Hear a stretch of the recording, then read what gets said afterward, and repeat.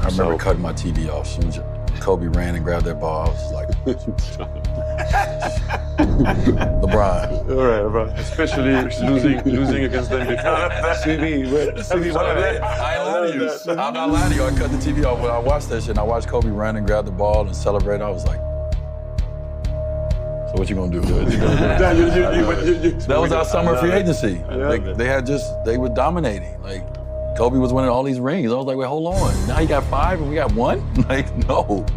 So, yeah, that was it's great how he changed the league. How he created. I know that. Yeah, no, thank you. No, we're proud of that. Yeah.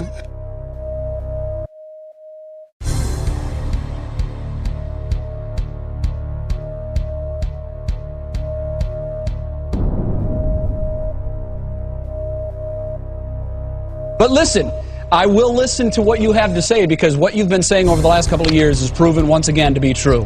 LeBron James will not play for an NBA title this year. Whether or not he will in the future, we don't know. But let's get to our list.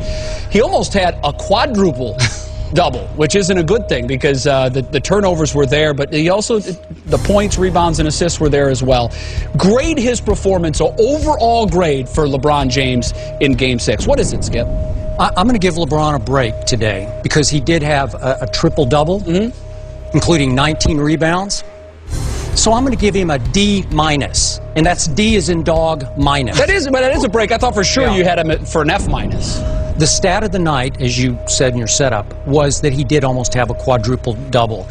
In a do-or-die game on the road, a game that people had favored them to win from the start of the playoffs, LeBron James had 9 turnovers, and what shocked me the most was that at least 6 of them were shockingly unforced errors. They had nothing to do with defensive pressure, and they just took the heart out of his Cavaliers, I thought, because I saw a Prince James that once again was crumbling under the pressure and the expectations to be King James.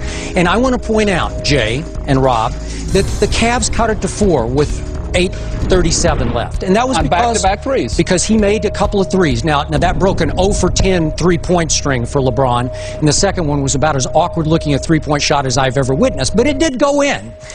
And all of a sudden, Rondo is feeling the heat from LeBron James and misses 2 free throws. Absolutely. And LeBron comes right down and turns it over for the 8th time again and crushes the momentum, and it swings the other way, and eventually Pierce hits the three-pointer, and it's over. In the last 8 minutes of that game, LeBron James, the 2-time MVP, took 3 shots total. He ran from the ball way too much. One of the shots he made, which was an uncontested dunk. And yet, in the last 2 minutes, Rob Parker, I saw LeBron James give up, and in turn his team gave up. The whole team did, They all just said, okay, if you're giving up, we'll stop. We won't foul. And this was in a way that I could never have imagined a Michael Jordan or a Larry Bird or a Magic Johnson or even a Reggie Miller giving up with the game still a little bit in the balance. For any winner. Anybody. Because you're right, Skip, from that standpoint. I have him as a C-, because I thought the turnovers were just crushing. You know, I understand the other points, the rebounds, that's all The fine. shooting percentage was 8 for 21, which was actually the same percentage the team shot, but you've got to shoot better than 8 for 21. You got to shoot better, but you can't be so sloppy with the ball. And I think you're right.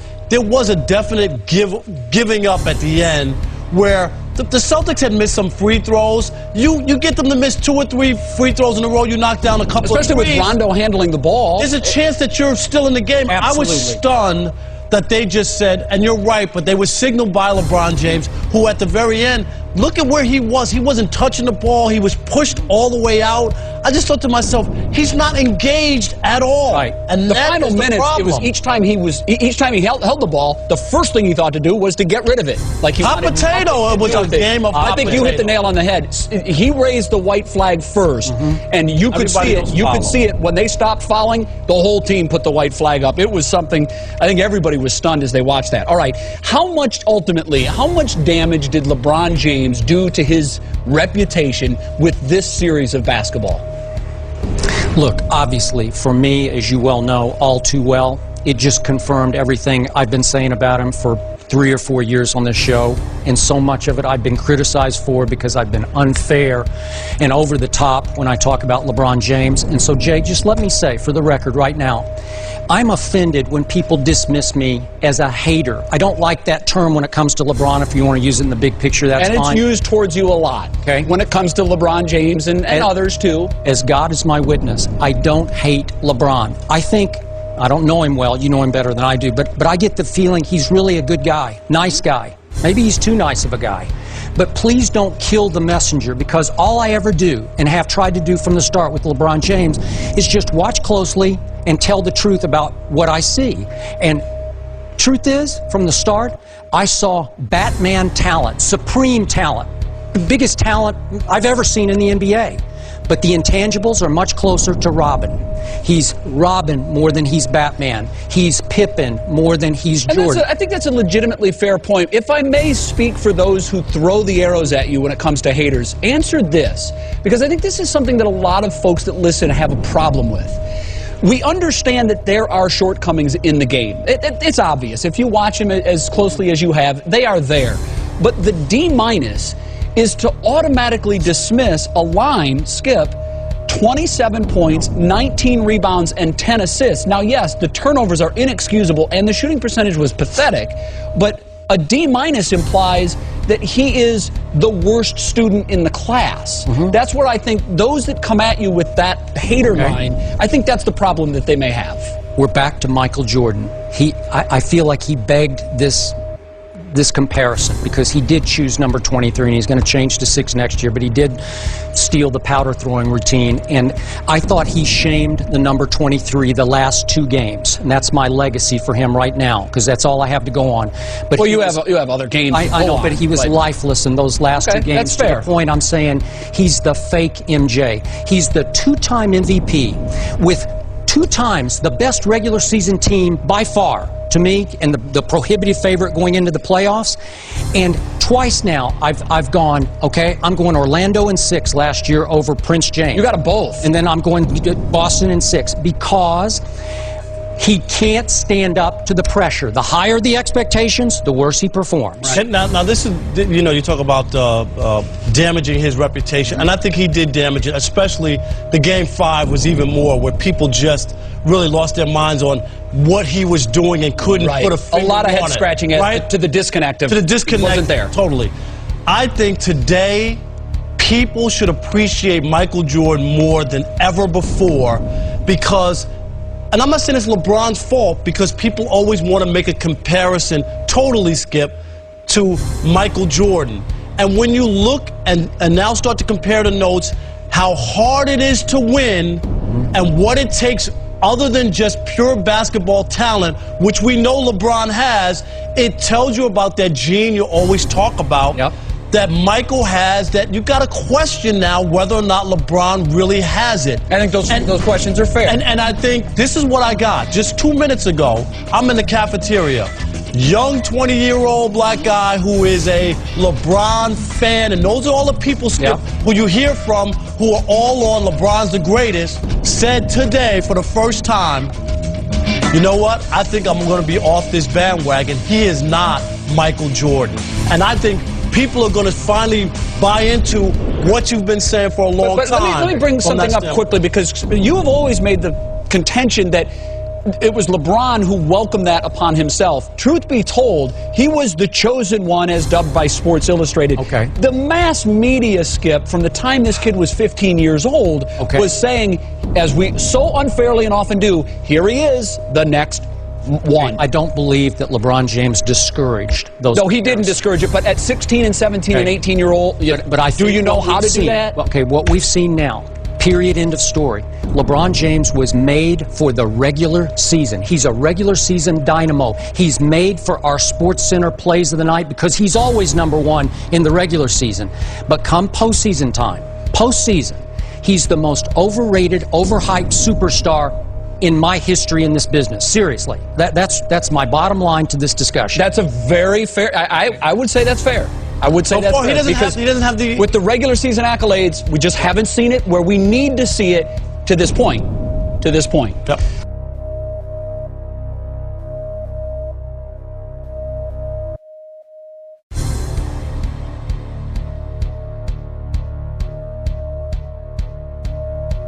be able to win championships, and I feel like I can compete down there. Was it always in your plan to go and play with Dwayne Wade and Chris Bosh? Well, I mean, I'm looking forward to it. To say it was always in my plans, I can't say it was always in my plans because I never thought it was possible. But the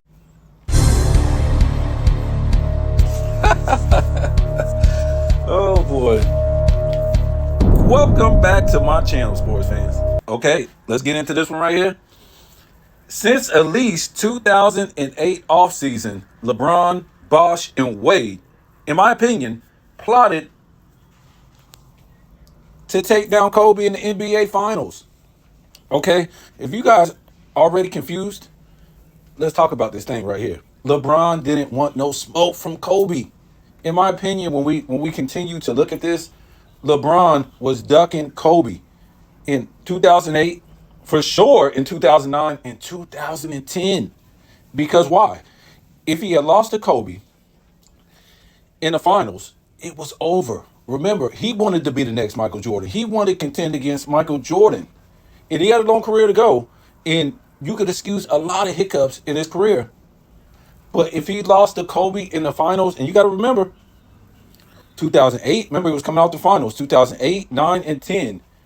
They had Kobe and LeBron in the finals. Remember, they was making all these commercials, such and such, blah, blah, blah. These were the two dudes that had the best teams in the league and were the best players in the league. So,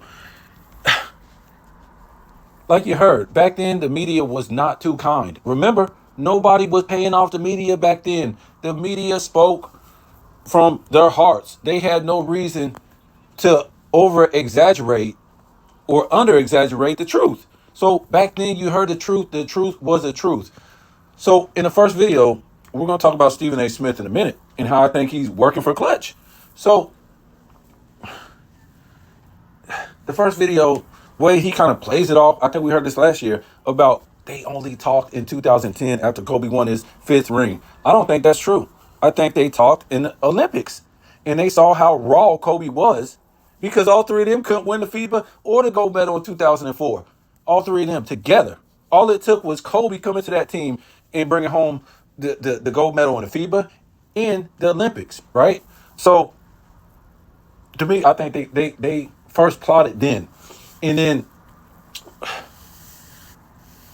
that's just how it went on right there. So we can't believe Wade. I think he's just saying it happened when Kobe won his 5th title just to make LeBron look bad, but don't make himself look bad because, you know, he came out and said that because LeBron didn't come to his Hall of Fame speech. In the second video, what did we hear? The part where in 2010, in the 4th quarter, LeBron basically waved the flag and told his team to stand down and gave up. Wow. And also, Skip said that he was going to be wearing the number 6 next year. Is that just a coincidence? Was going to be wearing the number 6 instead of 23. Remember, nobody knew about the decision then. So let's fast forward a little bit. Before the decision, before Stephen A. Smith was even on First Take, it wasn't even a First Take. It was 1st and 10. And it was just Skip and whoever at the time, they were switching out people. But Skip, he was working for ESPN Radio and different radio companies. And he said before the decision, but it was on the off season of the 2010 when LeBron just lost to Boston, that his sources told him LeBron was going to play with Wade, Bosh, in Miami. That's funny. He said his sources. What sources? He never revealed them. So to me, this dude's always been close to LeBron. From the get-go. He didn't ever criticize LeBron, even when he was on ESPN before he was on First Take and all that stuff. You're supposed to be a real brother. You know what I'm saying? What you see is supposed to be what you see. And you're supposed to give it to him raw, like Skip was. He wasn't lying. So when we go to 2012, what happens? Suddenly, they start a new show called what? First Take, and Stephen A. Smith is on it. And guess what happened that same year? Clutch Sports was founded. Clutch Sports was founded. and Stephen A. Smith would go on that show and with Skip Bayless, and Stephen A. all of a sudden was LeBron's apologist. He was really the first apologist. Now, we had Chris Broussard on there from time to time, but I'm talking about full-time apologist. Right? You couldn't criticize the man for what he was actually doing in that game, what he did. You know what I'm saying? What actually happened. You have to talk about, what he did during the regular season, his stats, and, he's a good father. This is when it's all started. I can put up that video too. So, to me, Stephen A. Smith emerged out of Clutch Sports. And we'll talk about Clutch Sports in a minute, but let's talk about this. The 2008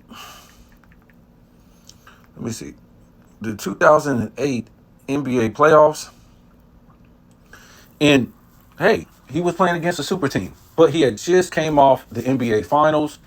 And this big three came together. I think Garnett and Ray Allen, they were like 10, 11 years in. They wasn't no spring chickens. So Boston beats Atlanta in the first round, 3-2. And Cleveland beats Washington, 4-2. They barely got past Atlanta. Boston, this mighty super team. But LeBron beat his competition. Yeah, that Boston was playing the number 8 seed and barely beat them. So, I think why Cleveland got the number 4 seed, I think, they were maybe hungover from the finals. But they beat Washington 4-2, which was a 5 seed. Now Boston and Cleveland playing each other in the second round, right? LeBron and Cleveland takes Boston all the way to a game 7. Remember, the number 8 seed Atlanta just took them to a game 7. This team is not all that good. I'm trying to tell you. We're going to talk about that later on. And after that, Boston will go on to play Detroit and beat them 4-2. And we all know in 2007 what happened. LeBron beat Detroit 4-2, right?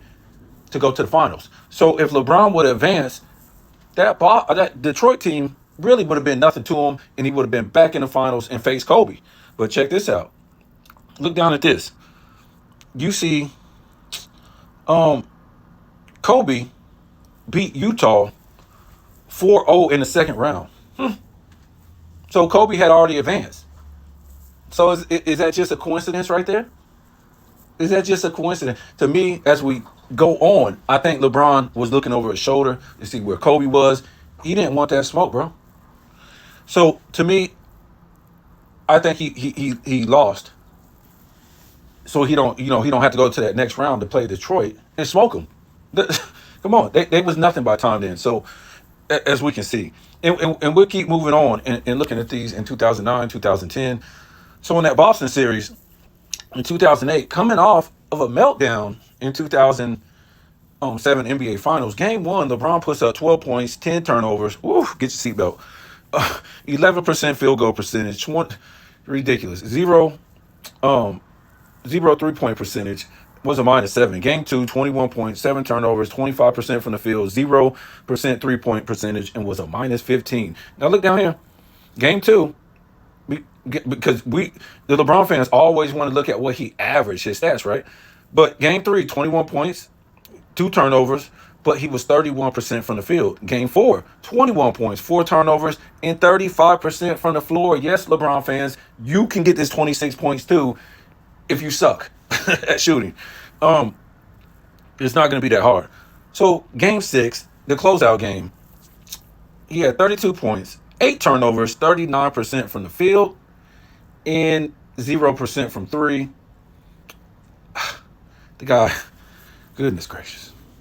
This was the year he won the scoring title, right? But again, with these percentages, he took Boston to a game 7. Imagine doing that to like the Boston in the 80s, taking them to a game 7, shooting like that.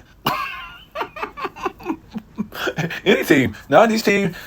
I'm trying to tell you that Boston team it wasn't all that. It was the most overrated super team you ever saw. I'm trying to tell you, he took them to a game 7 doing that. So for the series, he averaged 26 points per game, 7 assists, 6 rebounds, 2.1 steals, 1.3 blocks, 5.3 turnovers. Goodness God. We said this: 38% from the field, 23% from the three, and 75% from the line.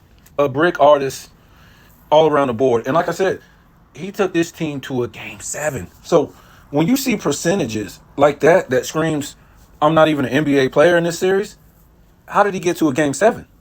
Only game we left out here was game 5. I think he had one decent game. So if he did this against a super team and got to a game 7, what do you think happened? I mean, a 2-year-old could answer that question. He was carried by his team. He was carried by his team. And that really would be a theme all through his career.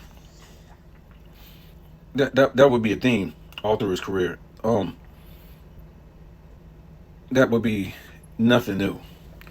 Let me see if we can find 2009. 2009. You guys probably think I'm tripping. I'm about to show you some of this evidence, and YouTube, they probably going to try to copyright strike me again for some reason. But you got dudes out here putting up whole videos of videos that ain't theirs, and they don't have a copyright strike, and their videos are still up, and they didn't edit or change anything. And I'm not even showing no actual video of the faces, right? I'm just letting you hear sound, and these dudes got millions of videos up like it ain't nothing.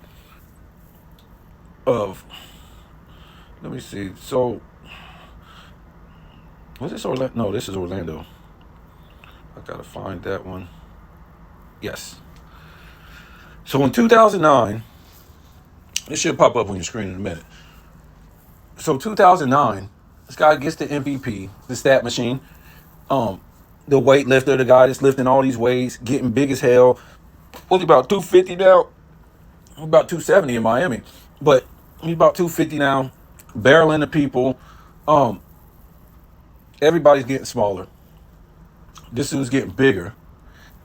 The league is becoming more shooters because everybody wanted to be Michael Jordan, right? So everybody's turning into these shooters, and he basically don't want to work on his shooting game, but instead he wants to work on his weightlifting game so he can just barrel into people. And not to mention, or not to forget about, they changed the rules. So as soon as they changed the rules in 2005, suddenly he's in the playoffs. So now he can just barrel over people at 250. There's really no true centers on a nightly basis for him, to try to block his shots. And if you try to reach in or touch this guy now, it's an automatic foul. So he's getting all these stats, controlling the ball off of not like, greatness, but playing a football position, just running into people. So the next year, let's look at this. Number 1 overall seed in the NBA. They got him going, facing Kobe again in the finals. They're doing all these interviews, making commercials, all this stuff. And they pretty much just left Kobe for dead. Especially after that incident. Even though everybody in the league was saying Kobe is the best player. Even LeBron, we already did videos. Go watch the Kobe and LeBron video. He kept saying over and over, said Kobe's the best in the league. These guys knew that. He had no weaknesses. Let me see. So in the playoffs, Cleveland, 2009 playoffs, would destroy Detroit 4-0.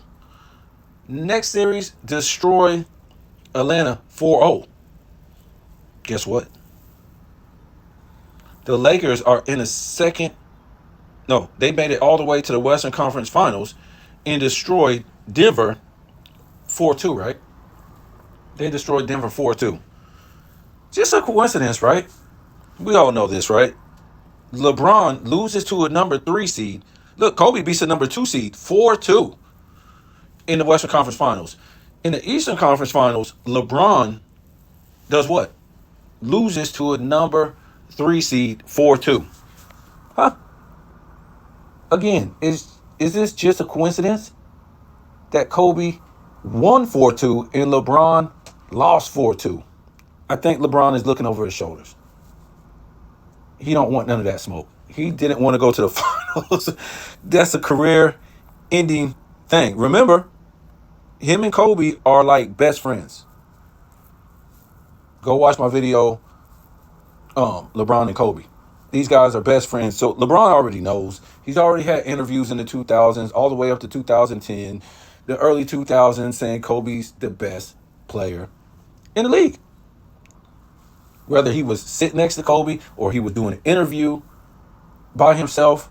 And guess what? Kobe never called LeBron the best player in the league. Never. Never. He said he said if he had to start a team and pick a player, who would he pick? He said LeBron. They said, why? He said, because LeBron is a pass first guy.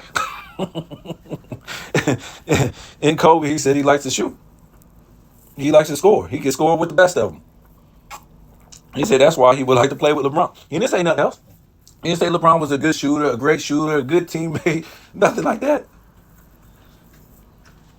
He told the facts.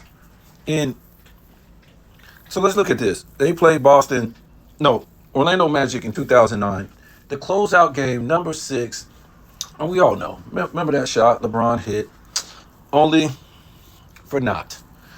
Because we go to this game 6, 25 points, 8 for 20 from the field, 40% from the field, 25% from 3, 63% from the free throw line, and was a minus 12 with 3 turnovers.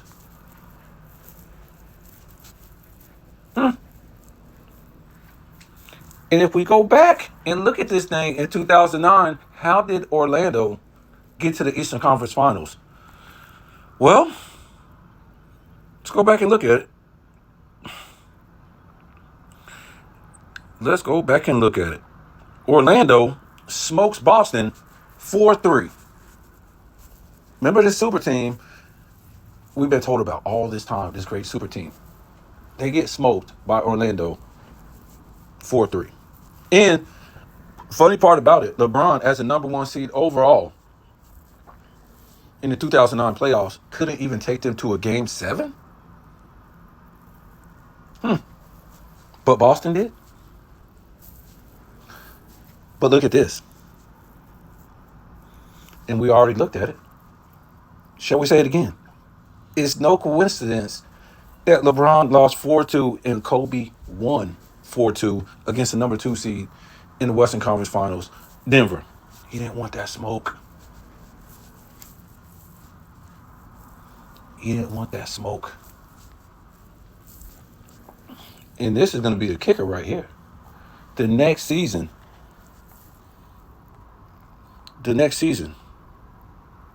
in 2010, number 1 overall seed in the entire NBA, in the Eastern Conference semifinals, the second round. We all remember this game, right? In 2010. Now they're playing Boston. Boston is a number 4 seed this time. Goodness, they just keep falling off the map. They keep going further and further down the hill.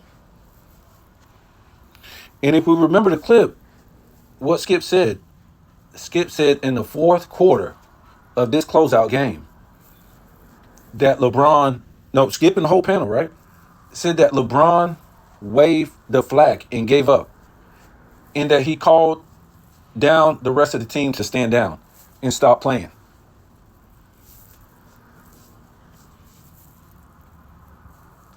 And that Skip and who's this guy? What's his name? Rob Parker. They said they've never seen nothing like that in watching any NBA game in their life.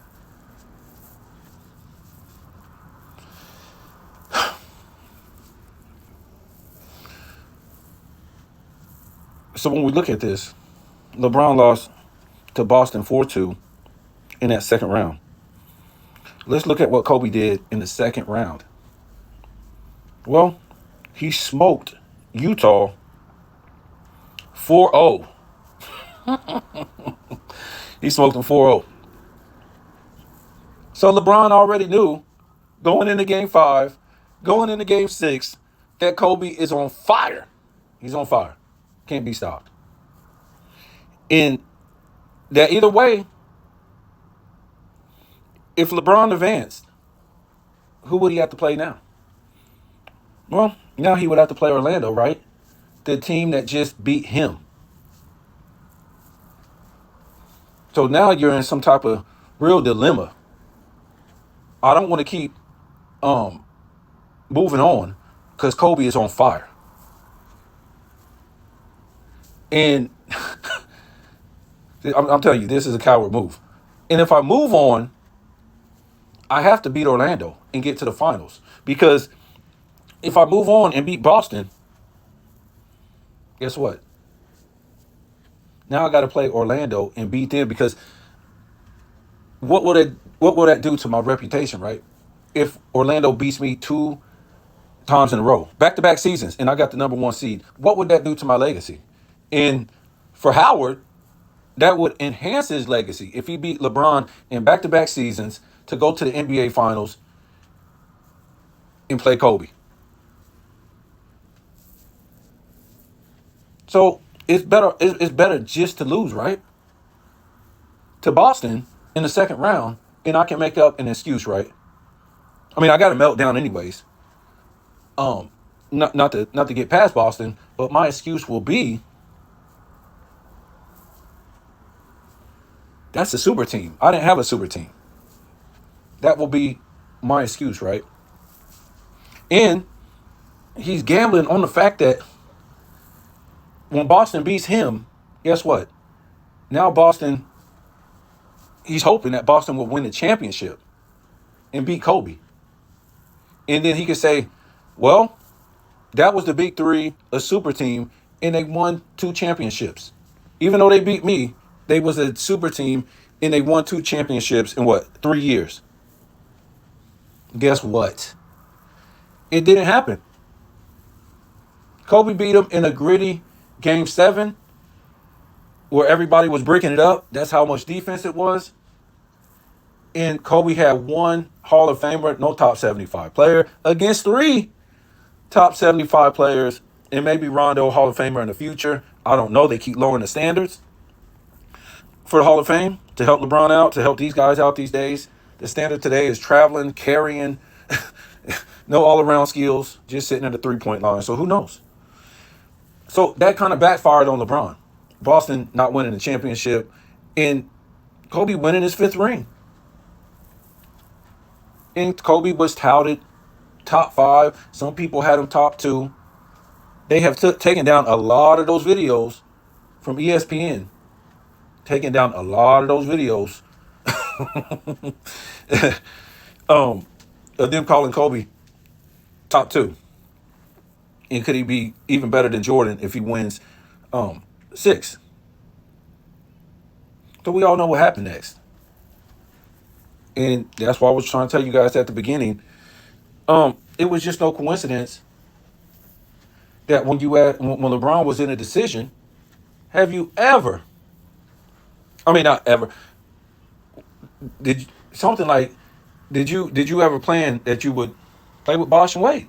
And he just hesitated. Like, man, I don't want to lie because maybe I'll get caught later.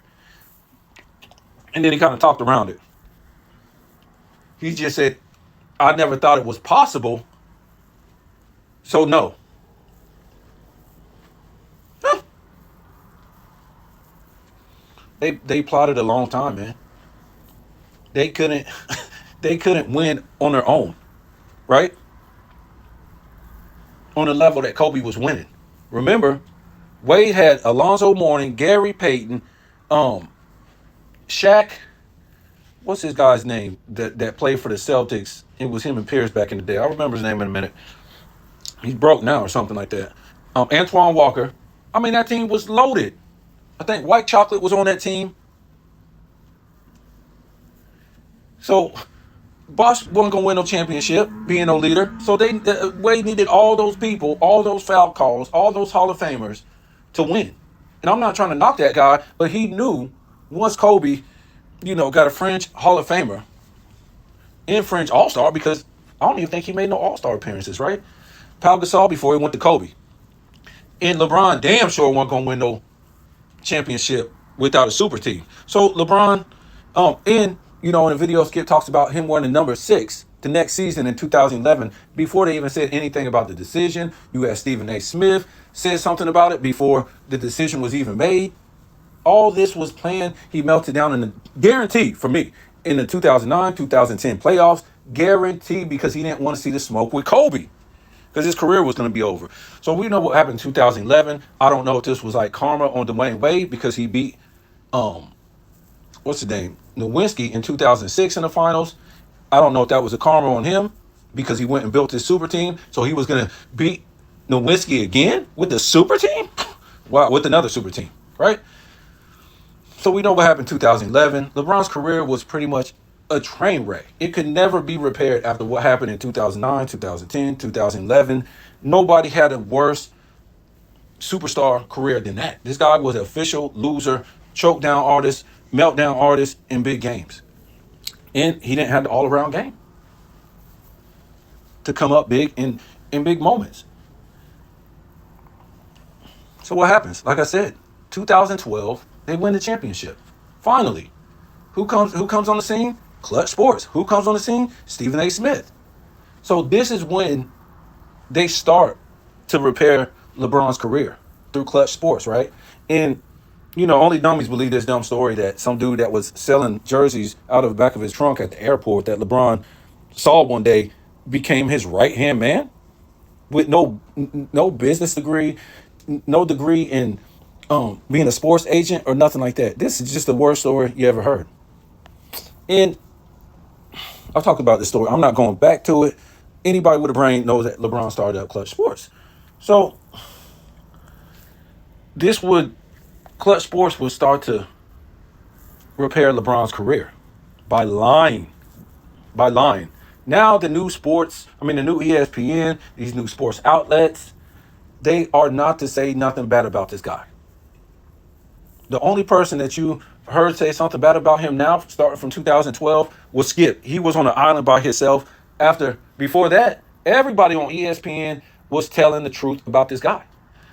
Now, 2012, to me, Stephen A. Smith, a Clutch client on LeBron's side. Chris Broussard, all these different guys is on LeBron's side. And the only person that is telling the truth is who? It's Skip. Like, he's always been telling the truth. And I think he kind of let off too a little bit, right? So, you know, they started this Clutch to start to not only repair his past career of being a meltdown artist and a choker, but when we move on, you could just hide everything from then on as far as what he did in 13, 14, 15, 16, 17, 18, 19, until today. Because the media is paid off. Not like before when the media spoke the truth about what actually happened and how this guy isn't an all-time great. So you guys tell me what you think, man. They're still paying people off. And I don't know if, you know, Clutch Sports is writing this off on their taxes to pay all these people off, but for it's so ridiculous. This man's career is just a made-up Disney movie cartoon. It's fake. It's fake. His career was over in 2010 when he made a decision to be a coward. And let's don't let the Miami Heat off the hook neither, because they had a scheme too to make a whole bunch of money down in South Beach. Yep. So we can't let Pat Riley off the hook and the rest of the Heat organization. For them, it was about money. It wasn't about winning. Yeah, they thought they could win, but it was more about money first, right? So that first year in the finals, guess what? Now LeBron had to see what Kobe was going through all those years playing the Western Conference. Now you got to see. Now he had to see. And he got a little taste of it in 2007 when you play against real competition.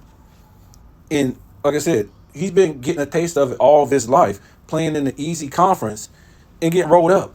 And then when he barely wins, this guy's the greatest of all time because he put up these ball hogging great regular season stats. And he barely wins in the finals, but when he loses in the finals, that team was just better than him. He didn't get no help. No, bro. Go play in the hard conference and do what? Play against good competition. Even though Michael Jordan's East got kind of weaker in the 90s, and the West was the powerhouse, he still beat the West. He was still undefeated. And when he retired, what happened? The West started winning again. The East had his chance And each time Michael Jordan retired, guess what? That West won.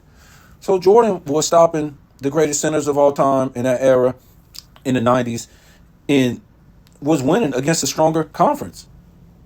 LeBron just couldn't do that because he didn't work on his game, man. Tell me what you think.